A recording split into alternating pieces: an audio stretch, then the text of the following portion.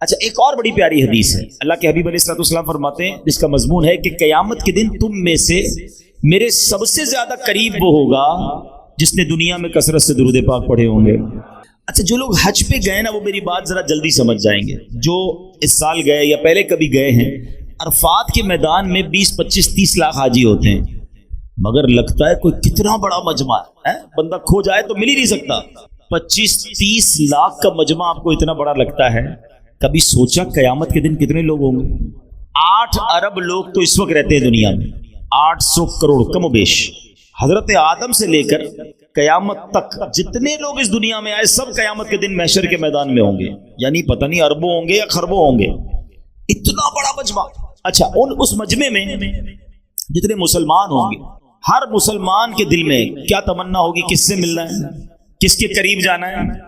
اللہ کے آخری نبی صلی اللہ علیہ وسلم کے پاس، شافع روز محشر کے پاس جانا ہے، کیونکہ بگڑی انہوں نے ہی بنانی ہے، شفاعت انہوں نے کرنی ہے، پیاس لگی ہوگی جام کوثر انہوں نے پلانا ہے، ہمارے اعمال نامے کھلیں گے تو اپنے کرم سے چھپانا ہمارے عیبوں کو انہوں نے۔ Everybody wants to meet him, ہر بندہ چاہے گا مجھے ان سے ملنا ہے۔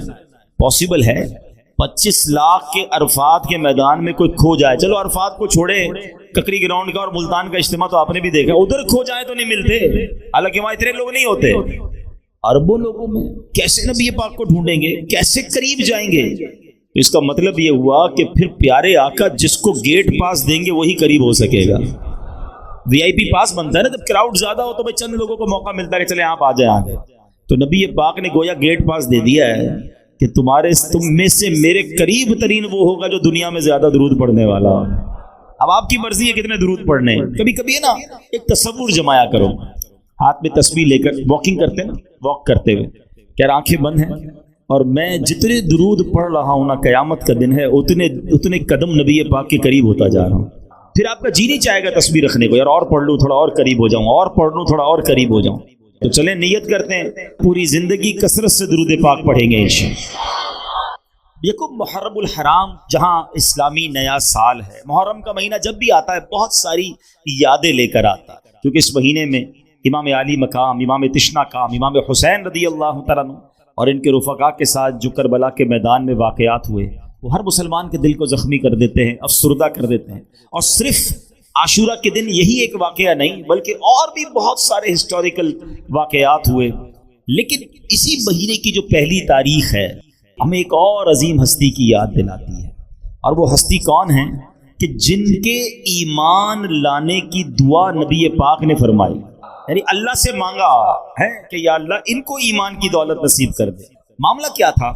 مسلمان تھے 39، جس وقت یہ معاملہ ہوا صرف 39 مسلمان تھے، اور بڑی مشکل کے دن تھے۔ مسلمان چھپ کر عبادت کرتے تھے۔ کہاں عبادت کرتے تھے؟ دار ارقم میں۔ دار ارقم ایک مکان تھا جہاں مسلمان چھپ کر عبادت کرتے تھے۔ وہ کہاں تھا ایگزیکٹلی؟ جو لوگ مکے مدینے گئے ہیں ذرا جلدی سمجھ جائیں گے۔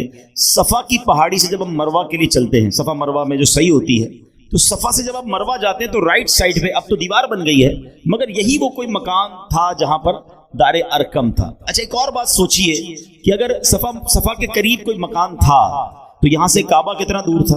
چند قدم کے فاصلے پر، مگر حال یہ تھا کہ مسلمان طواف نہیں کر سکتے تھے، مسلمان کھلے عام عبادت نہیں کر سکتے تھے، ڈر کے چھپ کے، بلکہ اپنے ایمان کا اظہار بھی نہیں کر سکتے تھے کہ ہم مسلمان ہو گئے۔ اتنا حال ٹینشن والے دن تھے۔ اب اس میں ایک ایسی شخصیت جو اسلام لانے سے پہلے بھی بڑے بہادر، بڑے جری اور جلال والے تھے، یقیناً آپ سمجھ گئے میں کس کا ذکر کر رہا ہوں، حضرت عمر فاروق رضی اللہ عنہ۔ لیکن ابھی آپ ایمان نہیں لائے۔ آپ نے جب دیکھا کہ کوئی ایک ایسی ہستی آئی ہے جو ہمارے بتوں کے خلاف بات کرتی ہے، اللہ وحدہ لا شریک کی طرف بلاتے ہیں، ہمارے آبائے دین کے خلاف بات ہو رہی ہے، انہوں نے کیا کیا؟ تلوار اٹھائی اور کہا کہ میں معاذ اللہ مسلمانوں کے نبی کو شہید کر دوں۔ جب آپ جانے لگے تو راستے میں کسی نے روکا، ہے عمر کہاں چلے؟ کا سنا ہے کہ ایک نبی آئے ہیں اور مسلمانوں کے نبی ہیں اور ہمارے دین کے خلاف بات کرتے ہیں، میں آج ان کا کام ہی تمام کر دوں گا۔ معاذ اللہ 39 مسلمان تھے، اگر اس وقت معاذ اللہ عمر اٹیک کرتے اور اگر صحابہ یا اور لوگ بھی شہید ہو جاتے تو ایمان لانے والے کتنے تھے؟ بہت تھوڑے تھے۔ مگر اس شخصیت نے جنہوں نے انٹرسیپٹ کیا تھا، انہوں نے کہا عمر وہاں تو بعد میں جانا، پہلے ذرا اپنے گھر کی خبر تو لو، تمہاری بہن اور تمہارے بہنوئی بھی ایمان لے آئے۔ حضرت عمر کو بڑا غصہ آیا کہ یہ کیسے ہو سکتا ہے کہ میری بہن ایمان لے آئی، میری بہن مسلمان ہو گئی۔ آپ گھر پہنچے، اگر آپ گھر پہنچتے تو گھر پر عجیب منظر ہے، اور وہ منظر یہ تھا کہ گھر کے باہر سے آپ نے دیکھا تو آپ کو آواز آ رہی تلاوت قرآن کی۔ تو حضرت عمر جو ہے بہت غصے میں گھر کے اندر داخل ہوئے، اور جیسے ہی گھر میں داخل ہوئے تو آپ نے اپنی بہن جو ہے اس پر گویا اٹیک کیا، اپنی بہن کو مارا، اپنے بہنوئی کو مارا۔ اور اب جب یہ سب کچھ ہو گیا تو بھائی بھائی ہوتا ہے، اس کو احساس ہوا کہ میں نے تو اپنی بہن کو لہو لہان کر دیا۔ تو آپ نے پھر اپنی بہن سے کہا کہ اے بہن یہ تو بتاؤ کہ تم پڑھ کیا رہی تھی؟ بہن کہتی قرآن پڑھ رہی تھی۔ کہا مجھے بھی دکھاؤ، کہ تم نہیں دیکھ سکتے، تم ہاتھ نہیں لگا سکتے، تم پہلے پاکی حاصل کرو۔ بہن کی ہمت دیکھیں کہ ایک تو بھائی نے لہو لہان کیا ہوا ہے، لیکن قرآن کی عظمت دل میں کیسی ہے کہ تم پاک نہیں ہو، تم نے وضو نہیں کیا، یا تم غسل کرو۔ بہرحال وضو کیا اور اب قرآن پڑھنا شروع کیا۔ اچھا عربی تو لوگ تھے، قرآن عربی زبان میں تو ان کو پڑھنا تو آتا تھا، انہوں نے قرآن پڑھنا شروع کیا۔ تو جیسے ہی سورہ طٰہٰ کی آیتیں آپ کے سامنے آئیں اور آپ نے پڑھتے پڑھتے اس آیت پر پہنچے، اننی انا اللہ لا الہ الا انا فاعبدنی، بے شک میں ہی اللہ ہوں، میرے سوا کوئی معبود نہیں تو میری عبادت کر۔ بس جب یہ پڑھنا تھا حضرت عمر کا دل لرز اٹھا، قرآن نے اپنا اثر دکھانا شروع کیا، ایمان کی شمع روشن ہونا شروع ہوئی۔ اللہ اکبر، اب چلے نبی پاک کی بارگاہ میں، اب نیت بدل چکی ہے، اب ارادہ کچھ اور ہے، مگر تلوار پھر بھی ہاتھ میں ہے۔ اب ذرا سینیریو سمجھیے گا، حالات سمجھیے گا۔ حضرت عمر گئے اسی دار ارقم کے دروازے پر، دروازے کو دستک دی، صحابی نے چھپکے سے تھوڑا سا دروازہ کھول کر دیکھا کون آیا ہے، بڑے ڈینجرس دن تھے، تو دیکھا حضرت عمر ہیں، ہاتھ میں تلوار ہے۔ حضرت حمزہ بھی اس کمرے میں موجود تھے۔ حضرت حمزہ کہتے ہیں، ان صحابی نے کہا حضور عمر آئے ہیں اور ہاتھ میں تلوار ہے۔ حضرت حمزہ بھی تو شیر خدا تھے نا، فرمایا آنے دو عمر کو، اگر ارادہ ٹھیک ہے تو ٹھیک ہے، ورنہ عمر ہی کی تلوار ہوگی اور اس کا سر ہوگا۔ اب سبحان اللہ، کمال دیکھیں، حضرت عمر تلوار لے کر آئے ہیں۔ عقل یہ کہتی ہے کہ نبی پاک تو پیچھے رہتے، کوئی صحابی جا کے دروازہ کھولتے تاکہ پیارے آقا کی پروٹیکشن رہے، مگر نبی پاک سے بڑھ کر بہادر کون ہے؟ میرے آقا تشریف لاتے ہیں، خود دروازہ کھولتے ہیں۔ اب حضرت عمر سامنے ہیں، نبی پاک سامنے ہیں۔ نبی پاک نے حضرت عمر کا دامن تھام کر کہا، اے عمر کب تک لڑو گے؟ ایمان لے آؤ، یہ کہنا ہے، زبان مصطفیٰ سے الفاظ نکلنے ہیں۔ حضرت عمر نے کلمہ پڑھنا شروع کر دیا، اشہد ان لا الہ الا اللہ اشہد ان محمدا عبدہ ورسولہ، اللہ اکبر۔ ادھر حضرت عمر نے کلمہ پڑھا، وہ اندر جتنے صحابہ تھے سب نے بلند آواز سے نعرہ بلند کیا۔ نعرہ کیا تھا؟ نعرہ تکبیر۔ ذرا زور سے لگاؤ نا، نعرہ تکبیر۔ آپ کو پتہ ہے ان 39 صحابہ نے کیسا نعرہ لگایا تھا؟ حدیث کی کتابوں میں الفاظ ہیں، اتنے خوش ہوئے تھے کہ جب وہ نعرہ لگایا نا تو مکے کے پہاڑ گونج اٹھے۔ اچھا اب کفار مکہ سوچ رہے ہیں اللہ اکبر یا رسول اللہ، اب یا علی، اب مکے کے کفار سوچنے لگے ان کو ہو کیا گیا، یہ چھپ کے عبادت کرتے تھے، اتنی بلند آواز سے نعرے لگا رہے۔ تو کسی نے بتایا کہ عمر ایمان لے آئے۔ اب قریش کے لوگوں نے جب یہ سنا تو ان کی کمر ٹوٹ گئی، ان کو پتا تھا کہ کیا پرسنالٹی ہے، یعنی ان کو بڑا مان تھا حضرت عمر پر، حضرت عمر کی وجہ سے وہ بڑے اپنے آپ کو اسٹرانگ سمجھتے تھے، اور حضرت عمر اب مسلمان ہو گئے۔ حضرت عمر نے کمال پتہ کیا کیا؟ جیسے ایمان لائے نا، کہتے حضور کیا حق پر نہیں ہے؟ ہم چھپ کر نماز کیوں پڑھتے ہیں؟ ہم علی الاعلان نماز کیوں نہیں پڑھتے؟ ہم کعبے کا طواف کیوں نہیں کرتے؟ ہو سکتا ہے کسی صحابی نے کہا ہو ہم پڑھتے تو وہ مارتے ہیں، وہ پڑھنے نہیں دیتے۔ حضرت عمر نے کہا حضور آج ہی چلیں گے۔ اب کیا ہوا؟ آئے ہائے، تصور میں بڑا خوبصورت منظر آتا ہے، کیونکہ حدیث کی کتابوں میں پورا نقشہ لکھا ہوا ہے کہ اب دروازہ کھلتا ہے اور اس مکان سے 2 صفیں باہر نکلتی ہیں۔ ایک صف کو لیڈ کر رہے ہیں حضرت حمزہ رضی اللہ تعالیٰ عنہ شیر خدا، اور دوسری صف کو لیڈ کر رہے ہیں حضرت عمر فاروق۔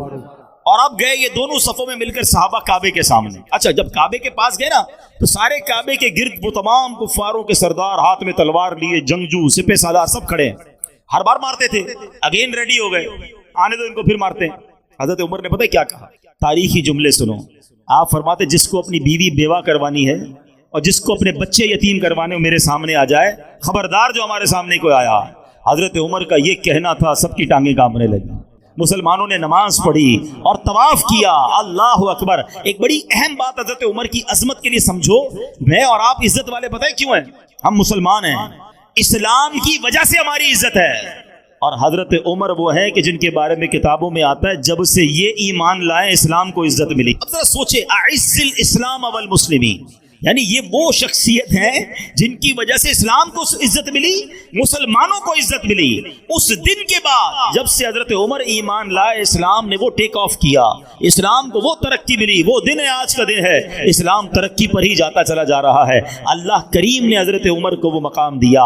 اللہ اکبر، یہ کمال کی ہستی ہیں اور ان کی زندگی کے اتنے واقعات ہیں، ہم بیان کرتے چلے جائیں، ایک رات تو کیا زندگی گزر جائے۔ حضرت عمر کی فضیلت کو بیان کرنے کے لیے ایک ہی حدیث کافی ہے کہ میرے آقا علیہ الصلوۃ والسلام فرماتے ہیں میرے بعد کوئی نبی ہوتا تو عمر ہوتا۔ آپ سوچو تو صحیح مقام کیسا۔ آپ کچھ پہلے تو نوجوان بھی ہیں، بچے بھی ہیں، حضرت عمر کا تعارف پیش کر دیتا ہوں کہ آپ کی جو تفصیل ہے، بایوگرافی جس کو کہا جاتا ہے، پہلے ذرا وہ سن لیں، پھر انشاءاللہ مزید آپ کی سیرت کے بارے میں سنتے ہیں۔ حضرت عمر رضی اللہ تعالیٰ عنہ عظیم صحابی ہیں۔ دنیا میں آپ کا نام مبارک عمر ہے اور آسمانوں میں آپ کو فاروق کے نام سے پہچانا جاتا ہے۔ آسمانی کتاب تورات شریف میں آپ کا نام منطق الحق یعنی حق بات کہنے والے کے نام سے لکھا ہوا ہے۔ انجیل شریف میں آپ کا نام نام کافی ہے۔ جنت میں آپ کا نام اقدس سراج ہوگا۔ سراج کہتے ہیں چراغ کو۔ آپ 583 عیسوی میں ہجرت مدینہ سے 41 سال پہلے مکہ مکرمہ میں پیدا ہوئے۔ پیارے آقا علیہ الصلوۃ والسلام کے اعلان نبوت کے 6 سال 614 عیسوی میں آپ نے اسلام قبول کیا۔ پیارے آقا علیہ الصلوۃ والسلام نے آپ کے اسلام لانے کے لیے دعا فرمائی، اس لیے آپ کو مراد رسول کہتے ہیں۔ اب آؤ اعلیٰ حضرت کا وہ شعر سمجھ لو، کئی بار سنا ہوگا نا۔ اعلیٰ حضرت کہتے ہیں حضور کا دل جو ہے نا، آقا جو ہے جب ان بدبختوں کو دیکھتے تھے، بے ایمانوں کو دیکھتے تھے، ناری کہتے ہیں جہنم میں جانے والے، ان ناریوں کو دیکھتے تھے، آقا کا دل بہت دکھتا تھا کیونکہ بہت ظلم ہوتا تھا مسلمانوں پر۔ مگر جب عمر ایمان لائے تو نبی پاک کے دل میں ٹھنڈک آ گئی، جن کے ایمان لانے کے بعد مسلمانوں نے علل اعلان کعبے میں نماز ادا کی۔ پیارے آقا نے انہیں اپنا وزیر بنایا، نبی پاک کے ساتھ تمام غزوات میں، تمام معاملات میں مشیر رہے، نبی پاک کے وزیر رہے، پیارے آقا کے ساتھ تمام اسٹریٹجی پلاننگ میں شامل رہے۔ اور پھر اس کے بعد 13 سن ہجری بمطابق 634 عیسوی یعنی 53 سال کی عمر مبارک میں آپ مسلمانوں کے دوسرے خلیفہ بنے، اور 24 ہجری بمطابق 643 عیسوی میں مسجد نبوی شریف میں نماز فجر پڑھاتے ہوئے ایک بدبخت نے آپ پر خنجر سے حملہ کیا، جس سے آپ زخمی ہو گئے اور مدینہ منورہ میں شہادت ہوئی۔ آپ کی نماز جنازہ حضرت صہیب رضی اللہ تعالیٰ نے پڑھائی، اور سبحان اللہ تدفین کہاں ہوئی؟ آئے یہ بات سمجھو، حضرت عمر حضرت ابو بکر کی شان تو سمجھو، مدینے میں مرنا بہت بڑی سعادت، جنت البقیع میں تدفین بڑی سعادت، ہماری تو زندگی کی تمنا یہ ہے، مگر حضرت عمر کی قسمت پر ہماری جانیں قربان کہ تدفین بھی ہوتی ہے تو میرے آقا کے ساتھ ہوتی ہے۔ ایک اور عشق والی بات بتاؤں، شہادت ہوئی نا، یہ تمنا تھی آپ کی، حضرت عمر کی دعا ہے، اور آج تک علماء اس دعا کو حدیث کی کتابوں میں دعا ہے، اللہم ارزقنا شہادتا فی سبیلک واجعل موتی فی بلد حبیبک، اے اللہ مجھے اپنی راہ میں شہادت کی موت عطا فرما اور مجھے مدینے میں موت نصیب فرما۔ یعنی شہادت بھی مانگی اور مدینہ بھی مانگا۔ فجر میں حملہ ہوا، شہادت بھی ملی اور مدینہ بھی ملا اور روضہ رسول بھی ملا۔ یہ دعا بڑی مقبول ہے، مانگتے رہا کرو۔ اے اللہ ہم بھی دعا مانگتے ہیں، اللہم ارزقنی شہادتا فی سبیلک واجعل موتی فی بلد حبیبک، اے اللہ ہمیں مدینے کے سوا کہیں اور موت نہ دینا۔ حضرت عمر کا واسطہ میرے مولا، مدینے میں ایمان والی، عافیت والی، شہادت والی موت ہم سب کو نصیب فرما۔ وصلی اللہ تعالی علی خیر خلقہ محمد وآلہ وصحبہ اجمعین۔ ایک اور خوبصورت بات، علماء فرماتے ہیں کہ انسان کا جو وجود بنتا ہے نا، وہ اسی مٹی سے بنتا ہے کہ جہاں اس نے دفن ہونا ہوتا ہے، ٹھیک ہے نا۔ ایک جملہ سنا ہوگا آپ نے، پہنچی وہیں پہ خاک جہاں کا خمیر تھا، یعنی جس مٹی سے میں اور آپ جس مٹی سے بنائے گئے نا، اسی جگہ جا کے دفن ہونا ہے۔ یہ اللہ کی شان ہے، اور ایسا ہوتا بھی ہے۔ بزرگ بیٹھے ان سے پوچھیں، کوئی بندہ دنیا میں پتہ نہیں ٹریول کرتا کرتا کہاں پہنچتا ہے، اس کی وہاں موت آ جاتی ہے، لوگ کہتے ہیں اس کی وہیں لکھی ہوئی تھی۔ تھوڑے دنوں پہلے دیکھا نا آپ نے، $2.5 لاکھ دے کر بھی سمندر کی تہ میں گئے نا، کیونکہ موت وہاں لکھی تھی۔ کچھ 28 25 لاکھ دے کے گئے، وہ بیچارے ڈوب گئے۔ موت وہاں لکھی، جہاں لکھی ہے نا وہیں آئے گی، اور جس مٹی سے بنایا اسی مٹی میں تدفین ہوگی، ٹھیک ہے۔ اب حضرت عمر اور حضرت ابوبکر صدیق کو کس مٹی سے بنایا گیا؟ ہاں یہ سمجھو بات، علماء کہتے ہیں جس مٹی سے نبی پاک کی تخلیق ہوئی ہے نا، اسی مبارک مٹی سے حضرت عمر اور حضرت ابوبکر صدیق کی بھی تخلیق ہوئی ہے۔ بالکل ساتھی ہے نا روضہ رسول پر، یعنی اسی مٹی کو، یعنی اللہ کریم نے پہلے سے ہی چن لیا تھا انہیں۔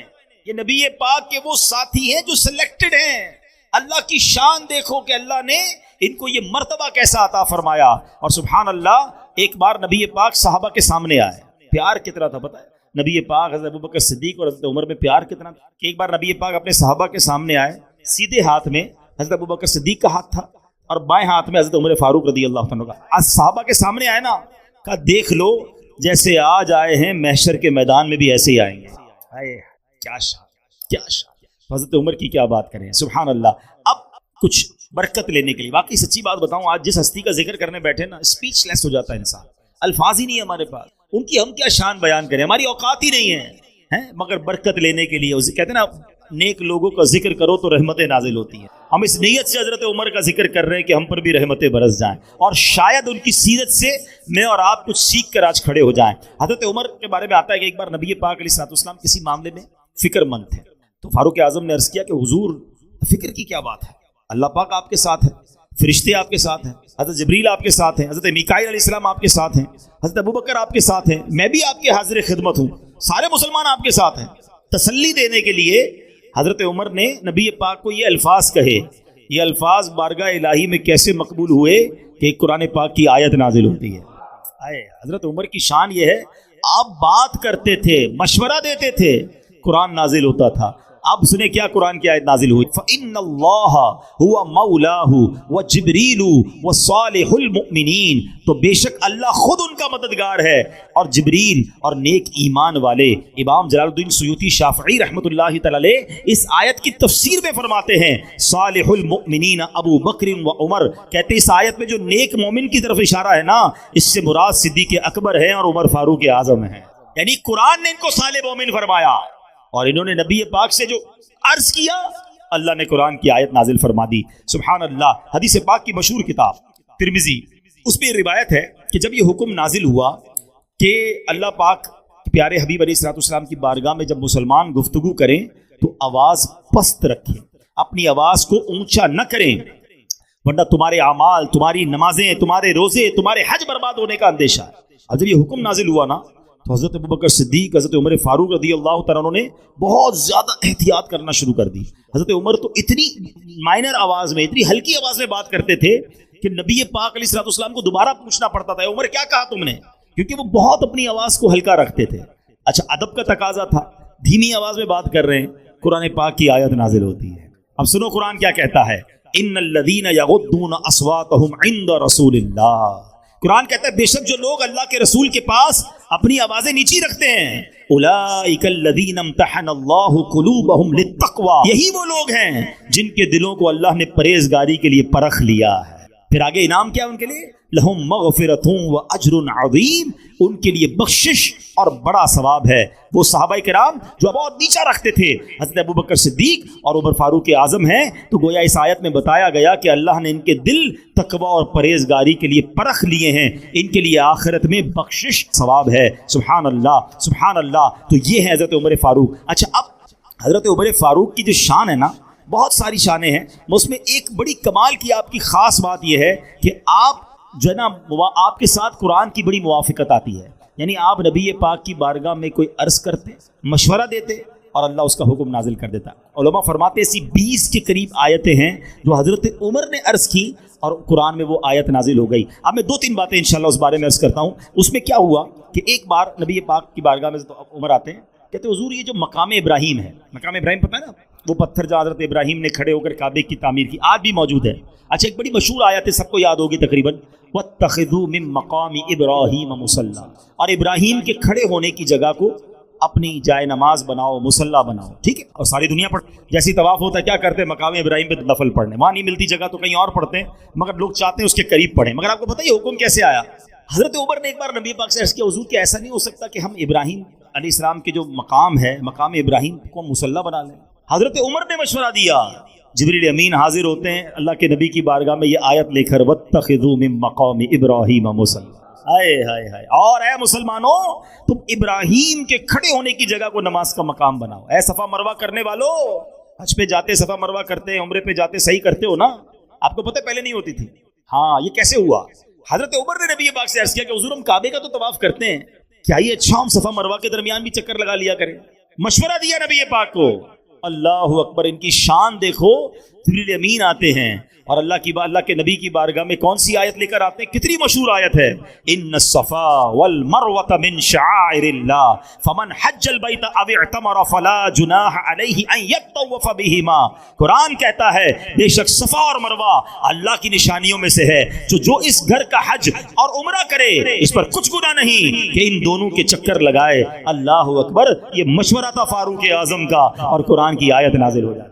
کس قدر بڑا مرتبہ۔ اچھا ایک بار کیا ہوا، ایک کافر تھا ابن سوریا، یہ بڑا بدبخت تھا، اس نے نبی پاک سے کہا کہ ہم جبریل کے دشمن ہیں، آپ کے پاس جبریل اللہ کا پیغام لاتے ہیں نا، اگر میکائیل لاتے نا تو ہم کلمہ پڑھ لیتے، تمہارے نبی کے پاس چونکہ جبریل آتے ہیں تو ہم جبریل کے دشمن ہیں۔ اب بڑی عجیب سی بات کی تو حضرت عمر نے اس کو جواب کیا دیا۔ ذرا مزے کی بات سنیے گا، حضرت عمر نے جب یہ سنا نا کہ یہ جبریل کے دشمنی کی باتیں کر رہا ہے تو حضرت عمر نے کیا کہا، من کان عدوا للہ وملائکتہ ورسلہ وجبریل ومیکال فإن اللہ عدو للکافرین۔ آپ نے اس کو جواب دے دیا، اپنی طرف سے جواب دے دیا۔ حضرت عمر نے اس کافر کو جواب دیا، ادھر جبریل امین نبی پاک کی بارگاہ میں آیا اور آپ کو پتہ کیا آیت نازل ہوئی؟ ایگزیکٹلی یہی الفاظ جو حضرت عمر نے اس کافر کو جواب دیا، اللہ نے وہی الفاظ گویا قرآن میں نازل فرما دیے۔ ہائے ہائے ہائے، ہاں اب آیت سنو اور اس کا ترجمہ سنو۔ آیت کیا ہے؟ من کان عدوا للہ وملائکتہ ورسلہ وجبریل ومیکال فإن اللہ عدو للکافرین۔ تو جو کوئی اللہ اور اس کے فرشتوں اور اس کے رسولوں اور جبرائیل اور میکائیل کا دشمن ہو تو اللہ کافروں کا دشمن ہے۔ سبحان اللہ۔ جبھی کہتے ہیں نا کہ عمر کی زبان پر حق جاری ہوتا تھا۔ ایک بار کیا ہوا کہ اسلام میں پہلے شراب حلال تھی، ٹھیک ہے نا، لوگ پیتے تھے شراب، تو اب حکم یہ نازل ہوا کہ حضرت عمر نے اللہ کی بارگاہ میں دعا کی، ان کو اچھا نہیں لگتا تھا لوگ کیوں شراب پیتے ہیں، شراب پیتے ہیں تو ان کی عقلیں معاف ہو جاتی ہیں، عجیب عجیب باتیں کرتے ہیں، عجیب عجیب حرکتیں کرتے ہیں، ہمارے پاس شراب جائز نہیں ہونی چاہیے۔ اب ان کا دل تو کہتا تھا مگر اسلام میں منع نہیں تھا، تو آپ نے اللہ کی بارگاہ میں دعا کی، اللہم بین لنا فی الخمر، یعنی الہی شراب کے معاملے میں ہماری رہنمائی فرما۔ تو اب ارشاد کیا ہوا، یا ایھا الذین آمنوا لا تقربوا الصلاۃ وانتم سکارى حتی تعلموا ما تقولون۔ قرآن کہتا ہے اے ایمان والو نشے کی حالت میں نماز کے پاس نہ جاؤ جب تک سمجھنے نہ لگو وہ بات جو تم کہو۔ یعنی پہلا حکم کیا آیا تھا کہ شراب نماز کے وقت نہیں پینی ہے، یعنی نشے میں نماز نہ پڑھیں، باقی شراب منع نہیں تھی، پہلا حکم یہ آیا۔ حضرت عمر نے جب سنا کہ 5 نمازوں میں شراب کو منع کر دیا گیا ہے تو آپ کہتے ہیں کہ اللہ کے حبیب سے کہ حضور اللہ سے دعا کریں کچھ اور حکم آ جائے، کوئی اور وضاحت مزید آ جائے۔ قرآن کہتا ہے ایک اور آیت، اللہ کے نبی نے حضرت عمر کو بلایا، عمر ایک اور آیت آئی، وہ آیت کیا تھی؟ یسألونک عن الخمر والمیسر قل فیہما اثم کبیر۔ ترجمہ کیا ہے؟ آپ سے شراب اور جوئے کے متعلق سوال کرتے ہیں، تم فرما دو ان دونوں میں کبیرہ گناہ ہے۔ اب اس آیت میں شراب کی برائی تو بیان کی گئی، مکمل طور پر حرام نہیں قرار دیا۔ نبی پاک نے بلایا عمر کو، عمر یہ آیت آئی ہے، تو حضرت عمر نے پھر دعا کی، یا اللہ اور وضاحت فرما دے، اے اللہ اور حکم نازل فرما ہے، تمنا دیکھو اور کنیکشن دیکھو۔ جبریل امین پھر آتے ہیں، اب آیت کیا آئی؟ یا ایھا الذین آمنوا انما الخمر والمیسر والانصاب والازلام رجس من عمل الشیطان فاجتنبوہ لعلکم تفلحون۔ نبی پاک نے حضرت عمر کو پھر بلایا، اے عمر آؤ رب کا نیا پیغام آیا ہے، ایک اور حکم آیا ہے۔ اب یہ آیت نازل ہوئی، اس کا معنی کیا ہے؟ اے ایمان والو شراب اور جوا اور بت اور قسمت معلوم کرنے کے تیر ناپاک شیطانی کام ہی ہیں، تو ان سے بچتے رہو تاکہ تم فلاح پاؤ۔ اس آیت کے بعد شراب کو مکمل طور پر حرام قرار دے دیا۔ یہ شان ہے حضرت عمر کی۔ ریئلائز تو کرو کہ قیامت تک قرآن کی تلاوت ہوتی رہے گی، اور جب جب ان آیتوں کی تلاوت ہوتی رہے گی سبحان اللہ عظمت عمر فاروق کا اعلان ہوتا رہے گا۔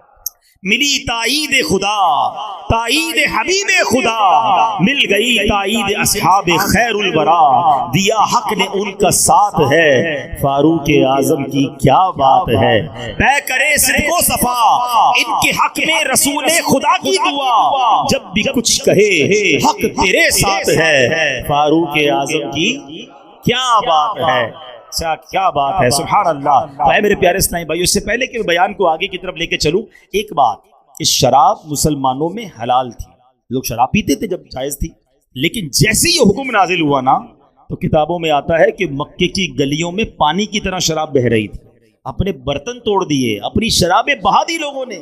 اللہ کا حکم آیا، حالانکہ پہلے پیتے تھے، عادی تھے، مگر حکم الہی آیا تو 1 منٹ نہیں لگایا، اور آج ہم جب سے پیدا ہوئے شراب حرام ہے، ہمارے لیے تو کبھی بھی جائز نہیں ہوئی نا. مگر بدقسمتی سے بتایا جاتا ہے کہ بہت بڑی تعداد شراب اور اس کے بعد جوئے کا حکم قرآن میں اسی آیت کے ساتھ. جوئے میں لگ گئے, نشے میں لگ گئے, کوئی چرس, کوئی ہیروئن, پتہ نہیں اب تو کس کس قسم کے نشے آ گئے. نوجوانوں, میرے بچوں نہ جاؤ اس کے پاس. بڑی تعداد میں نوجوان لڑکے ان کاموں میں پھنس گئے ہیں. خدا کے واسطے اپنے آپ کو بچاؤ. یہ اللہ کو ناراض کرنے والا کام. آپ کی صحت بھی برباد, معاشرے میں بھی آپ بدنام. ہم نے کروڑ پتی لوگوں کے بچوں کو روڈ پہ پڑے ہوئے دیکھا کیونکہ اتنے نشے میں پڑ گئے کہ آخر گھر والوں نے بھی نکال دیا. یہ لوگ کہتے ہیں اچھا پھر پتہ یہ نشہ لگتا کہاں سے؟ نشہ دوستوں سے ملتا. کوئی ایک جواری, ایک شرابی, ایک ہیروئنچی مجھے بتا دو جو کہے کہ میرے اماں ابا نے مجھے لا کر دیا تھا کہ بیٹا آج تیری برتھ ڈے, یہ چرس پی لو, آج بڑا اچھا لگ رہا ہے تو یہ شراب پی لو. نہیں, یہ سارے وہی برے دوست ہیں کہ جو پہلے کہتے سگریٹ پی لو, بندہ کہتا نہیں میں تو صرف سگریٹ پیتا ہوں, میں تو کچھ بھی نہیں کرتا, دوست پیتے میں بیٹھتا ہوں. اسی طرح بندہ ان بری عادتوں میں پڑتا ہے اور دنیا بھی برباد اور آخرت بھی برباد. خدا رسول کے واسطے حضرت عمر کی بات ہو رہی ہے. قرآن کا حکم جب اس وقت کے مسلمانوں کے پاس آیا, انہوں نے اپنا سب کچھ ختم, شراب کی ندیاں بہا دی, ایک قطرہ باقی نہیں رکھا. ہم بھی تو صحابہ کے غلام ہیں, ہم بھی تو اہل بیت کے غلام. اب نیت کر لیں کبھی بھی نشے والی چیز کے قریب نہیں جائیں گے, کبھی بھی جوئے کے قریب نہیں جائیں گے. اور یہ جو اعتماد بات کرتے ہیں نا اپنے اوپر, نہیں یار میں بڑا پکا ہوں, میں تو صرف بیٹھتا ہوں, میرے دوست جوا کھیلتے ہیں. او اللہ کے بندو, ادھر بیٹھ رہے ہو جدھر اللہ کی لعنت برس رہی ہے. آپ کہتے ہو میں کھیلتا نہیں, میں پیتا نہیں, بیٹھتے تو ہو نا, کیا ہو رہا ہے ادھر؟ اللہ کی لعنت برس رہی ہے, تم ادھر بیٹھ رہے ہو. دنیاوی لحاظ سے پوچھتا ہوں, کچھ لوگ جوا کھیل رہے, 4 لوگ بیٹھے, پولیس آتی تو کس کو اٹھاتی ہے؟ سبھی جاتے ہیں نا. وہ یہ کہتا تھوڑی میں بیٹھا تھا, بیٹھا کیوں تھا ادھر, یہ بیٹھنے کی جگہ ہے. بالکل اسی طرح جب اللہ کی طرف سے غضب نازل ہوتا ہے تو یہ ساتھ کمپنی دینے والے بھی مارے جائیں گے. ارے بیٹھنا ہے تو ان کے ساتھ بیٹھو نا, تو اللہ رسول کا ذکر کر رہے ہیں. ہاں ادھر بیٹھو, برکتیں ہی برکتیں, ادھر کیوں بیٹھتے ہیں؟ اچھا میں لاجیکلی سمجھاتا ہوں. کسی بلڈنگ میں آگ لگ جائے پہلی منزل پر, دوسری منزل والا کو یار میں تو بیٹھا ہوں نا, نیچے آگ لگی ہے, بیٹھے گا خالی کرے گا؟